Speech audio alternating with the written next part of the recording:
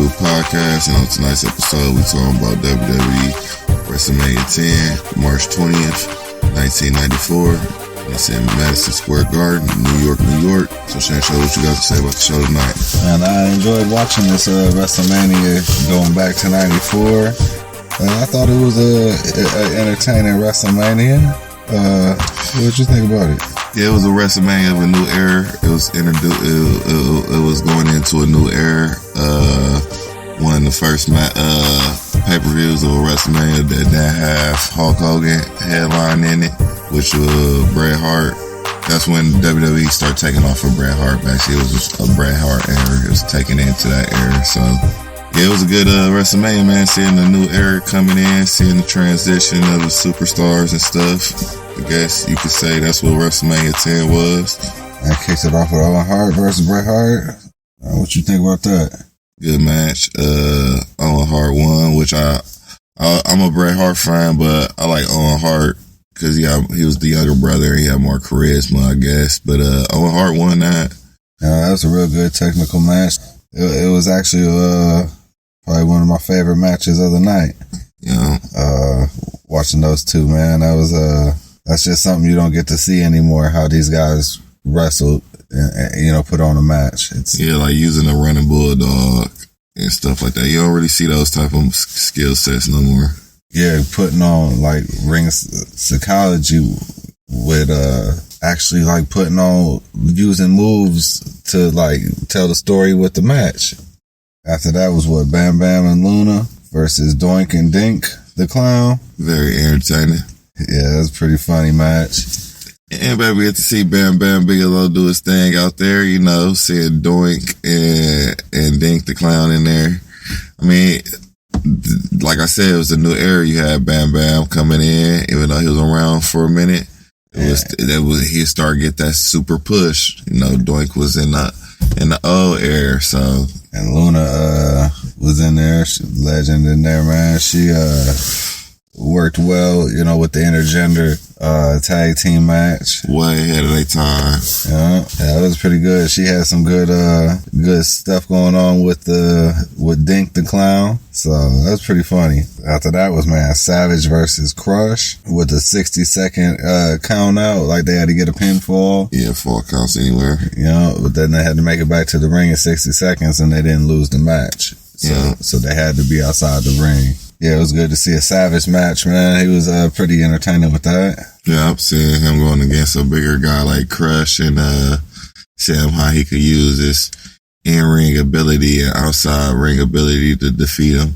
You don't get to see that a lot. It's always the big guys crushing the medium-sized guys. And yeah, I feel like they didn't go to the back a lot during that era. Yeah, no. So that was pretty good to see Savage take him to the back and tie his feet up and try to lift him up onto the thing. And he was bringing in that era where they fighting crowds and fall counts everywhere. That was Savage. Yeah, that's pretty good. Yeah, great match though with Savage and Crush there. Savage taking the win, of course, and then it was Alundra Blayze versus Leilani and Kai, and that was a beastie match, and it was I guess Kai was the old generation and Blayze was the new, and Blayze won. She was beastie, man. She hit her legs, man. That was my first time actually seeing her like at that age to where, you see her in her prime. She was bad. She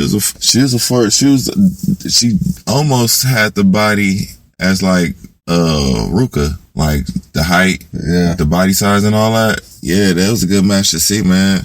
Yeah. They both did their thing in there. King was kind of clowning her on the commentary, though. Mm-hmm. Overall, it was a good match for because women's wrestling wasn't too big at that time. Yeah, you get to hear how Jerry the King Lawler talked real reckless back in the day. What they didn't call it reckless then, but now they consider it like, man, you can't even talk like that. Yeah, but you get the feel of how they used to talk. Yeah. On the announcements, like WrestleMania 10 is like you can see and hear everything in its natural form at a good tone and a good 94 was a good year. And after that was Man on a Mission versus the Quebecers. Yeah, Man on a Mission. They did their thing in there. Yeah, they was moving. Mm-hmm. Mabel, man, he was that was pretty good when dog kept pushing him and Mabel kept landing on everybody. Yeah, that was like the hip hop. They went for more for the hip hop. The Man on a Mission. I like those. They was like R-Truth. They had the R-Truth gimmick a little bit with the rap and all that. But they did their thing. Yeah, that match ended with Man on a Mission getting the win by count out.